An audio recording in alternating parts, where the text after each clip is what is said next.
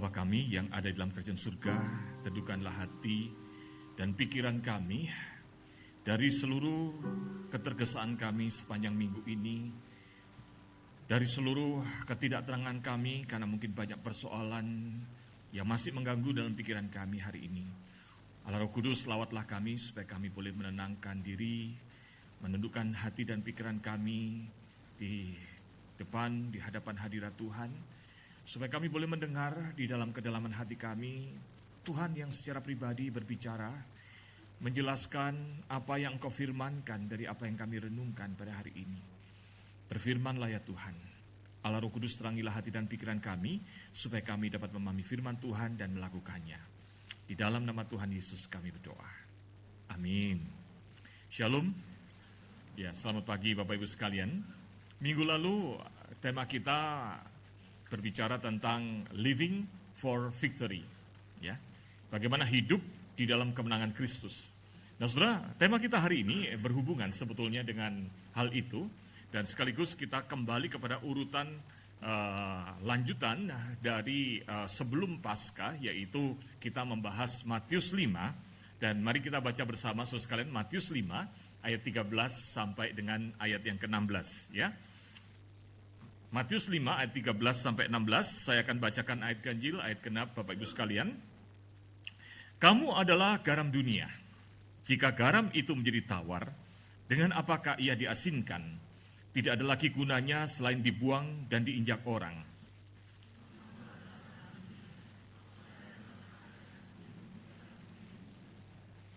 Lagi pula orang tidak menyalakan pelita lalu meletakkannya di bawah tempayan, melainkan di atas kaki pelita, sehingga memberi terang kepada semua orang di dalam rumah itu.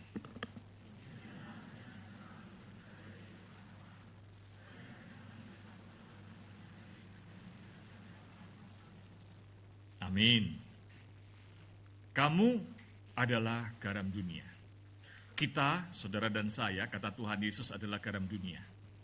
Ya, sayang Tuhan, saya sudah mulai diet garam, mengurangi garam. Betul ya? Saudara mungkin berpikir, ya makanya Tuhan saya nggak bisa jadi garam dunia. Soalnya saya lagi diet garam. Kenapa sih kok Tuhan memakai gambaran simbol tentang garam? Saudara, menurut saudara lebih keren mana? Kalau Tuhan bilang, kamulah garam dunia. Atau kamulah emas dunia. Lebih keren mana? Saudara jangan pura-pura dong, mentang-mentang hari Minggu saudara nggak ngecek harga emas. Tadi pagi saya sambil di toilet baca-baca berita, ternyata harga emas lagi rebound, gitu ya. Nanti tahun ini bakal menyentuh berapa itu harganya gitu ya di akhir tahun katanya. Lagi naik lagi saudara. Lebih keren mana? Kamu adalah garam dunia atau kamu adalah emas dunia? Halo? Emas ya, jujur ya, emas. Nah ini menarik saudara sekalian. Karena apalagi bagi kita ngomong garam berapa sih? Betul ya?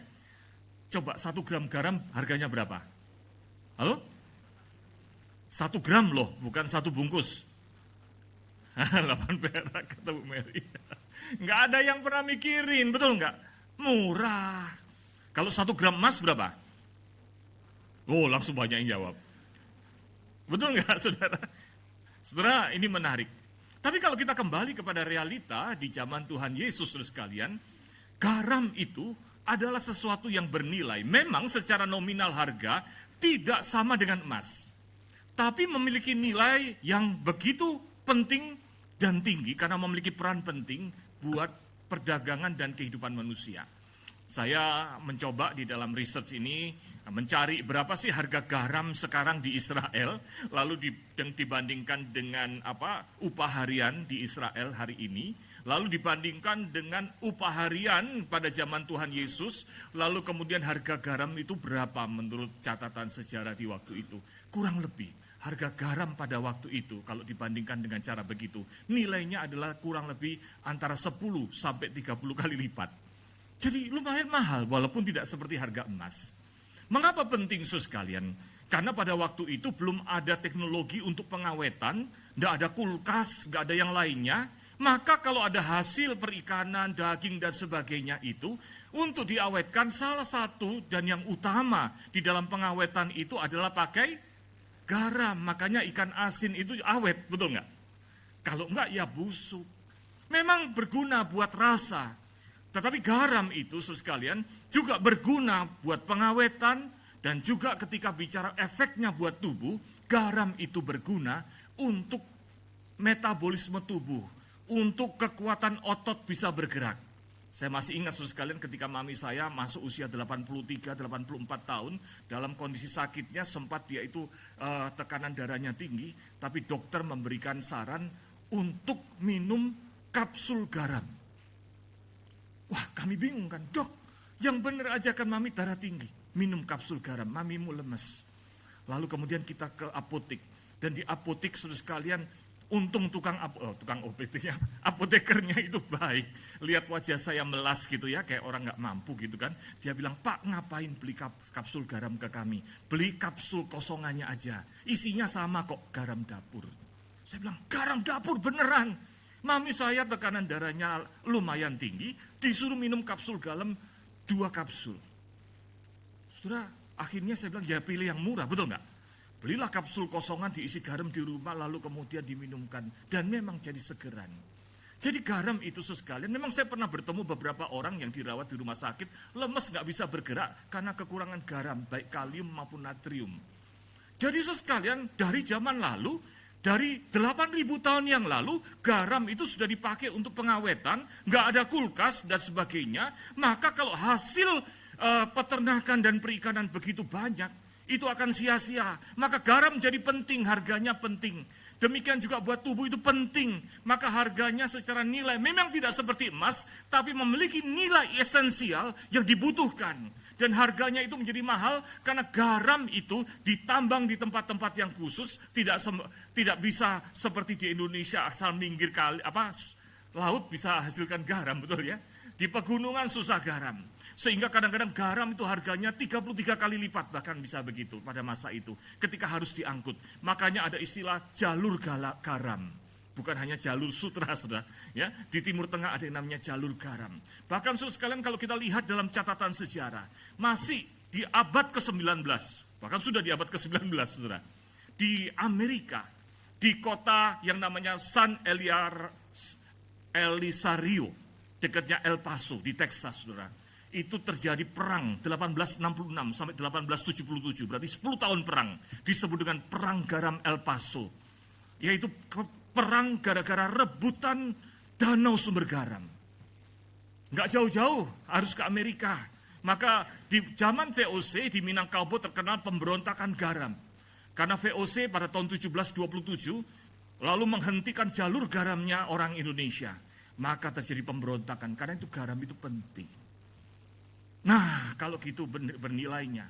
Bahkan sekalian untuk kesehatan tubuh itu penting, sampai-sampai kalau kita lihat dalam sejarah Romawi, pemerintah Romawi memberikan kepada para prajurit, selain gaji, itu adalah tunjangan untuk beli garam. Karena kalau tidak makan garam, prajuritnya lemes. Bayangkan saudara, siap gerak, maju jalan, slow motion. Saudara sekalian, sampai sedemikiannya pemerintah Romawi itu memberikan tunjangan garam selain gaji.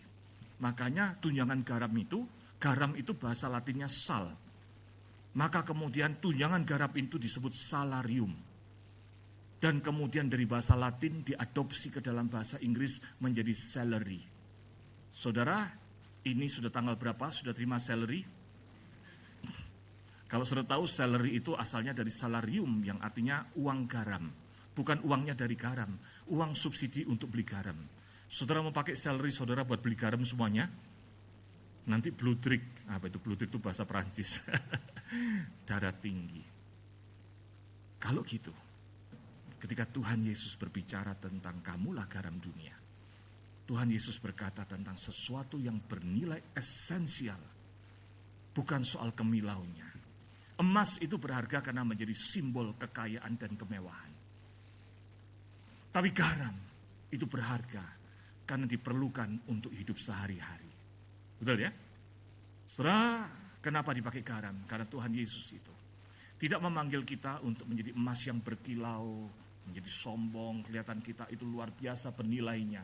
Makanya kadang-kadang kita itu berlebihan sebagai orang Kristen. Sungguh ku bangga, Bapak gitu ya. Ya bagus sih lagunya, tapi kebanggaannya kadang-kadang kelebihan, betul nggak? Lalu kita ngenyek, aduh itu ngenyek itu. Bahasa Prancis juga itu Pak Abdon ya. Menghina, merendahkan orang yang kepercayaan lain. Saya paling sedih kalau lihat di YouTube ada orang Kristen merendahkan orang lain. Saudara sekalian, keberhargaan kita itu karena nilai yang Tuhan berikan dalam diri kita. Amin.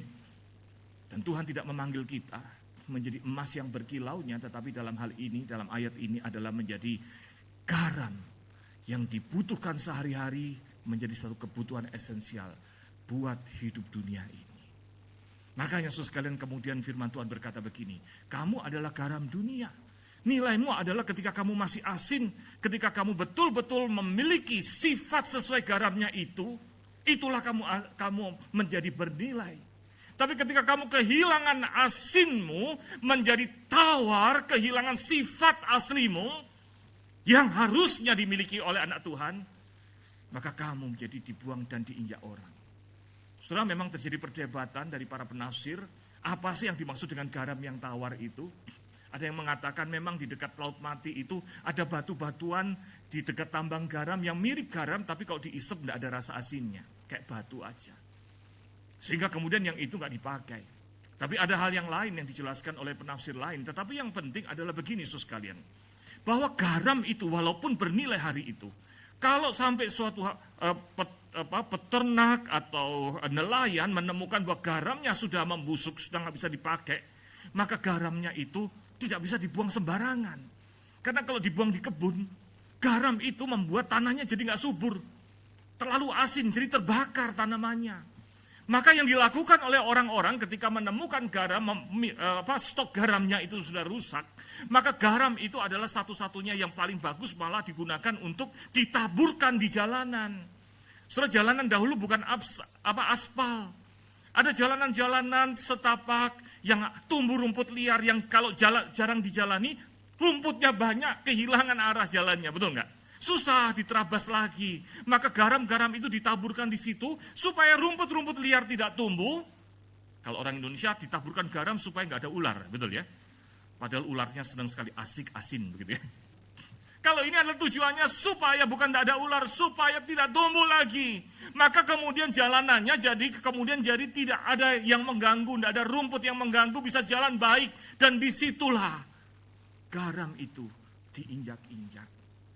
Bukan untuk kepentingan kesehatan lagi. Bukan untuk kepentingan yang lebih berharga lagi. Tapi sekedar diinjak-injak. Kalau saudara dan saya diciptakan oleh Tuhan begitu bernilai, tapi menjadi tawar, menjadi tidak bernilai, itu maksudnya. Saudara, kata tawar itu di dalam bahasa aslinya menggunakan kata moraino, yang artinya adalah menjadi hambar, menjadi kehilangan rasa, tapi juga artinya menjadi seperti bodoh gitu ya. Kenapa? Karena tidak berfungsi. Saudara pernah nggak merasa begitu? Aduh, aku kok bodoh sekali ya tadi presentasi. Gitu ya, kalau ada yang jadi dosen, jadi mahasiswa, gitu ya. Lalu jadi saudara bekerja di kantor. Saya juga ingat sekali waktu saya dulu ujian skripsi, saya masih ingat sekali karena kemarin ada yang bilang, ada profesor itu ngajar di UPH, itu dulu profesor saya yang menguji saya. Dan karena saya deg-degan, waktu ditanya apa saya jawabannya keliru. Makanya kemarin seorang teman dosen di sini, nanti aku sampaikan salam itu buat profesormu ya. Itu malu-maluin deh saya bilang gitu. Aduh bodoh banget, harusnya saya bisa jawab. Tapi tegang, akhirnya saya tidak bisa berpikir, kelihatan bodoh. Betul ya? Saudara, itulah yang disebut juga dengan kata moraino itu. Saudara, ketika kita bicara tentang menjadi hambar, itu artinya juga kehilangan kualitas yang harusnya ada sesuai dengan status siapa saya. Ketika Tuhan Yesus menjelaskan tentang kamulah garam dunia. Saudara masih ingat di awal Februari sebelum kita membahas tentang ucapan bahagia, 8 ucapan bahagia. Waktu itu saya awali dengan mengatakan khotbah di bukit, termasuk ayat ini adalah khotbah di bukit. Adalah sebuah khotbah yang disebut sebagai magna carta, piagam tentang ini loh kita sebagai umat kerajaan Allah yang sudah diselamatkan tapi dipercaya untuk tetap tinggal di dunia. Ini loh harusnya kita hidup nilai-nilainya. Inilah cara kita hidup. Melalui Tuhan Yesus mengatakan kamulah garam dunia. Maka Tuhan sedang berkata, saudara-saudara sekalian, kita yang telah mengalami kasih Kristus yang menyelamatkan. Minggu lalu kita merayakan kemenangan Kristus. Saudara telah dimenangkan dari kuasa dosa, dikalahkan, kita menang bersama Kristus. Kita bukan lagi orang berdosa, bukan disebut pendosa, tapi disebut anak-anak Allah. Amin. Anak-anak Allah di dalamnya telah mengalami perubahan diri. Ada sifat, karakteristik, nilai-nilai yang berbeda. Tumbuhkan itu, jangan halangi itu. Kalau engkau halangi itu, engkau melebur dengan nilai dunia. Engkau menjadi garam yang tidak asin. Kehilangan keaslian karakter yang seharusnya ada. Saudara, poin pertama kita ini penting. Mari kita baca bersama-sama. 1, 2, 3. Hidupkan karakter kualitas asli murid Kristus dalam kehidupan kita sehari-hari. Jangan tunduk atau larut pada nilai dunia. Saudara, kadang-kadang bergaul di tengah-tengah dunia ini memang gak mudah. Betul ya? Supaya kita bisa masuk, melebur, akhirnya kita menjual nilai kita, menutupi hal yang harusnya baik dalam diri kita. Pernah nggak saudara mendengar orang berkata gini, ya saya adalah hamba Tuhan di hari Minggu, tapi Senin sampai Sabtu saya hamba uang. Gitu ya. Jadi Kristen ya nilai-nilainya cuma di gereja doang. Setelah itu bisnis ya ngejak orang dan sebagainya. Gimana musuh kalau saya nggak jual barang Spanyol mana untung? Kok barang Spanyol bukan barang Cina? Iya, barang separuh nyolong. Gitu kan? Barang gelap, BM, black market gitu kan. Gimana saya bisa cuan kalau nggak sikat orang? Sehingga kita nilainya nggak beda sama dunia ini. Garamnya asinnya di mana? Di gereja. Hari Minggu. Saudara, kalau kita seperti itu, maka dunia tidak mendapatkan rasa garam itu. Yang perlu ditanyakan adalah sebetulnya kita garam enggak sih? Kalau kita itu adalah telah diubah bernilai di dalam Tuhan, maka nilai-nilai itu janganlah ditahan. Hidupkanlah itu dalam hidup sehari-harimu. Sehingga kemudian kita boleh jadi berkat buat banyak orang. Melalui tutur kata kita, hidup kita. Saya seringkali mendengar orang-orang yang berkata begini, ini senang ini kalau ngomong sama dia ini, kenapa? Ya dia Kristen tapi nggak Kristen banget kok. Bisalah diajak ngomong yang jorok, bisalah diajak ini itu. Dan orang itu senang karena dengan demikian bisa melebur. Saudara, kalau itu yang kita lakukan, kita menyia-nyiakan kemenangan Kristus, dan jangan-jangan kita itu adalah garam yang hambar. Garam yang hambar diinjak-injak orang. Tidak bernilai. Makanya banyak orang Kristen kadang-kadang kumpul malah diledekin sama teman-temannya, Tuhanmu gitu, gerejamu begitu, dan sebagainya. Betul nggak? Pernah nggak mendengar yang seperti itu? Saudara, hidupkanlah itu. Minggu 2 bulan berturut-turut, Februari dan Maret, kita membahas 8 ucapan bahagia. Kalau kita lihat urutannya dari Matius 5 ayat 1 sampai 3, lalu terakhir itu Matius 10 ayat 12. Maka hari ini kita itu membahas ayat 13 sampai 16, artinya kelanjutan. Artinya Tuhan berkata, dari semua hal karakter harusnya anak Tuhan itu. Yang adalah belajar miskin tapi bahagia. Miskin di hadapan Tuhan, bergantung pada Tuhan. Nggak usah tergiur oleh dunia ini, tapi datang dan bergantung pada Tuhan. Berduka cita kalau melihat kebenaran diputar-balikan. Apalagi lemah tapi bahagia, terus bersandar pada Tuhan dan seterusnya. Setelah hidupkanlah itu menjadi karakter nilai-nilai yang hidup. Hari ini saya ingin mengajak saudara memikirkan, apa saya cukup asin sebagai garam dunia? Jangan-jangan teman-teman kita itu suka ngeledek kita karena kita itu nggak kelihatan asinnya. Atau kita itu takut mengeluarkan asin kita. Kita memendam itu. Dan kalau saudara dilecehkan sama teman-teman, no wonder. Ya, memang itu terjadi karena kita tidak pernah bermakna, tidak pernah cukup layak untuk dihargai. Saudara, di dalam pepatah, di dalam bahasa Inggris klasik, ya, ada kata-kata pepatah berkata begini, ya, maafkan saya lidah Jawa. Jadi kurang lebih bunyinya gini, worth his salt, ya, worth itu artinya berharga, his, ya, lalu saltnya itu garam. Jadi ada istilah dalam British English itu, misalnya seorang pemimpin, dia itu bagus, lalu dikatakan begini, he is a leader worth his salt. Dia adalah seorang pemimpin yang memang layak dapat salt. Salt itu dikaitkan dengan salary, salarium itu. Layak mendapatkan penghargaan itu. Saudara sekalian, ada orang-orang yang hidup di tengah dunia. Menjadi orang-orang yang orang mengatakan, dia memang betul. Hidup saya begini, tapi dia tetap bisa datang dan membawa kasih Tuhan. Bukan menjadi orang yang sok suci, tapi datang menerangi hati saya, membawakan kebenaran-kebenaran sehingga saya kalau ngomong sama dia, bukan soal saya takut nggak takut, tapi saya merasa bahwa iya benar yang dia katakan. Benar sehidup dia itu. Saudara, jadilah murid Tuhan yang seperti itu. Itulah yang Tuhan kehendaki. Amin. Kalau bicara terang ini menarik, saudara. Terang itu, saudara sekalian, dikatakan begini. Mari kita baca bersama-sama. 1, 2, 3. Kamu adalah terang dunia. Kota yang terletak di atas gunung tidak mungkin disembunyikan. Saya nggak tahu, kalau saudara baca ayat ini dengan kritis, ada masalah nggak dengan ayat ini? Kayak tadi kan, kenapa bukan emas dunia? Kenapa garam dunia? Nah, saya suka begitu, saudara, orangnya kritis.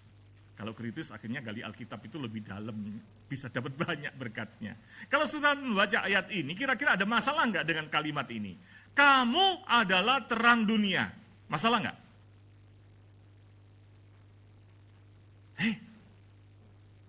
Kok saya terang dunia? Saudara tanya gitu nggak? Kalau di Alkitab siapa sih yang disebut dengan terang dunia? Yang pernah berkata, akulah terang dunia. Siapa itu? Tuhan Yesus, betul nggak? Kok sekarang Tuhan Yesus bilang, kamulah terang dunia. Betul nggak? Sebenarnya kalau dipikir-pikir heran kan? Kan Tuhan yang disebut terang dunia. Kenapa sekarang nunjuk saya yang jadi terang dunia? Bukankah dalam Yohanes 8 ayat 12 Tuhan Yesus berkata, akulah terang dunia. Kata terang itu bahasa Yunaninya juga menggunakan kata yang sama, yaitu pos. Dan juga kata yang sama digunakan di dalam Matius tadi. Gak ada bedanya. Kan Tuhan yang terang, kok saya? Apalagi kalau kemudian kita tanya lagi, kayaknya ayat ini gak konsisten. Nah, kita lihat saudara ya. Kita pikirin ayat ini baik-baik pada hari ini. Ketika dikatakan kamu adalah terang dunia, agak nggak konsisten loh. Karena kemudian di dalam Matius 15, ya masih kelanjutan dari ayat itu dikatakan, lagi pula orang tidak menyalakan pelita lalu meletakkan di bawah tempayan. Pertanyaan kita kritis harusnya mengatakan, ini salah cetak ya. Tadi ngomong terang dunia, wah itu berarti kan terang yang hebat sekali menerangi dunia. Lalu sekarang beralih ngomongin pelita. Jadi sebetulnya Tuhan Yesus itu mau ngomong apa sih? Kita itu terang dunia yang begitu hebat, besar, mercusuar yang gede banget. Atau kita itu pelita? Menurut saudara kita itu pelita atau terang mercusuar yang menerangi seluruh dunia? Halo? Terang atau pelita? Dua-duanya. Ya memang betul jawabannya dua-duanya. Karena maksud Tuhan gini, kalau benar Tuhan itu adalah terang dunia yang menerangi dunia, kita itu pelita. Tapi ketika dikatakan kamulah terang dunia, maksud Tuhan adalah kamu adalah pelita dengan kualitas terang dunia. Yaitu apa? Karena hidup kita sudah diubah dalam Tuhan. Terang kita bukan bersumber dari diri kita, tapi bersumber dari Kristus yang hidup dalam diri kita. Terang itu bersumber dari hidup yang telah diubahkan.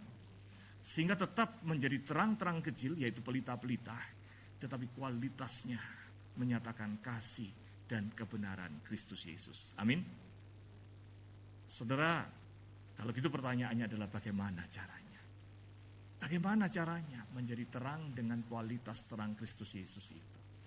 Saudara, ayat ini sebetulnya begitu gamblang sekali menceritakan. Mari kita baca ayat yang ke-16 ini.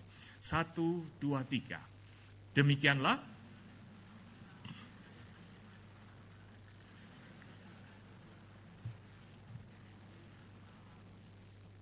bagaimana kalau gitu caranya supaya kita itu bisa menjadi pelita yang kualitas terangnya adalah kualitas terang Kristus Yesus. Melalui apa? Melalui apa? Perbuatan baik. Perbuatan baik, kata baik itu. Perbuatan itu ergon, baik itu adalah kalos. Saudara, kalos itu artinya apa sih? Kalos itu artinya di dalam bahasa Yunaninya adalah morally good. Perbuatan yang baiknya itu memang bersumber dari hidup yang telah diubahkan dan perbuatan baiknya itu adalah secara moral memang baik. Saudara, ada orang yang baik tapi pemberian baiknya itu tidak bermoral. Gitu ya, bisa saja. Ya. Saya baik nih, bagi-bagi uang ke pejabat. Supaya apa? Lain kali kalau saya ada perlu saya ditolong, dibantu ya. Baik nggak kita bagi-baginya? Kayaknya baik. Tapi itu bukan morally good. Itu namanya apa? Nurturing atau apa itu? Feeding. Memang saya lagi nggak ngurus kerjaan apa-apa. Pokok saya kasih terus uang baik-baik supaya lain kali dia tunduk sama saya. Itu samanya ngopeni. Nah itu bahasa Perancisnya. Sehingga kemudian bisnis jadi lancar. Sekarang saya punya kenalan orang di ring 1 karena dari kecil saya nurture. Soalnya kalau itu kelihatannya baik, tapi itu bukan morally good yang dimaksud. Betul nggak?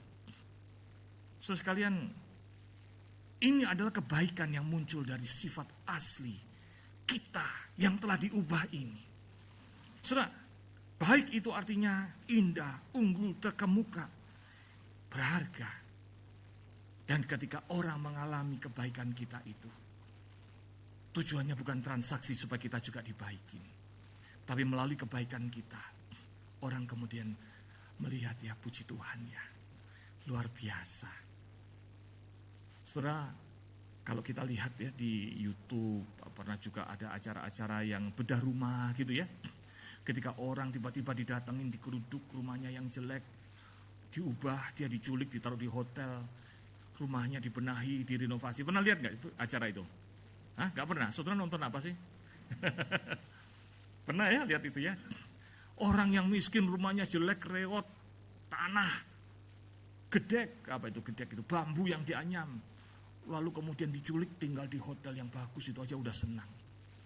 Lalu selesai rumahnya dibenahin, jadi bagus, pakai marmer dan sebagainya. Ditutup matanya, keluar dari hotel, masuk ke mobil, dari mobil, turun semuanya. Sudah nungguin kamera, lihat, begitu dibuka, puing. Nangis, betul nggak? Lalu berkata, Alhamdulillah. Betul ya? Praise the Lord. Saudara, yang diterima kasih pertama kali, saya selalu senang kalau orang Indonesia itu. Ya, Alhamdulillah, puji Tuhan. Saudara, tidak ada hal lain yang dapat kita lakukan dalam meniru Tuhan lebih daripada menunjukkan belas kasihan. Tidak ada yang lebih disenangi Allah selain menyatakan belas kasihan. Maka saudara sekalian, itulah terang itu. Bukan hal yang susah kok, menyatakan kebaikan Tuhan kepada orang di sekitar kita. Amin. Seperti saya pernah kasih contoh, lagi panas-panas. Tuhan gerakkan saya masuk ke Indomaret mau beli minuman teh kesukaan saya, Pocari. Kok Pocari, apa itu? Bukan Krating Deng. Jangan buka rahasia itu. Ini masuk YouTube loh. Tadi udah minum 1. Poca Green Tea.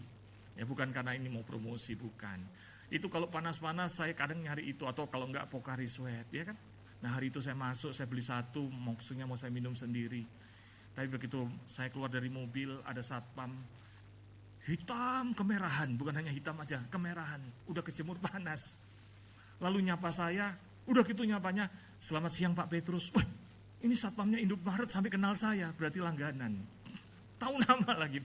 Ternyata itu satpam di klaster saya, dipindah tugaskan ke sana. Selamat siang Pak Petrus. Dengan wajahnya yang kuyul, saya katakan, selamat siang Pak, aduh panas ya. Iya Pak Petrus, gak apa-apa, tugas satpam. Ya, saya tutup pintu, saya beli poka green tea 1. Tuhan bilang beli 2 lah, beli 2 lah. Buat apa Tuhan, saya bukunya 1, 2 lah kasih satpam. Saya beli 2. Lalu kemudian saya lihat ada roti enak di Indomaret gitu ya, roti yang itu loh yang panjang-panjang, apa itu mereknya, jangan deh nanti jadi promosi terus. Saya nggak di endorse ya. Rotinya enak, itu kesukaan saya gitu ya, ada coklatnya, panjang itu. Lalu kemudian saya beli 1, Tuhan bilang beli 2 lah. Saya bilang, buat apa Tuhan saya butuh 1? Udahlah beli 2 aja. Saya turun, saya masuk ke mobil, saya bilang iya ya satpamnya kepanasan, saya kasih 1 minuman. Gitu ya. Lalu kemudian setelah itu saya bilang, Pak suka roti nggak? Alhamdulillah. Saya bilang, ya kalau gitu ini buat Bapak. Aduh terima kasih Pak Petrus, diingat. Makanya mungkin gara-gara itu saya diingat. Namanya. Tapi saya tidak ingin untuk diingatnya.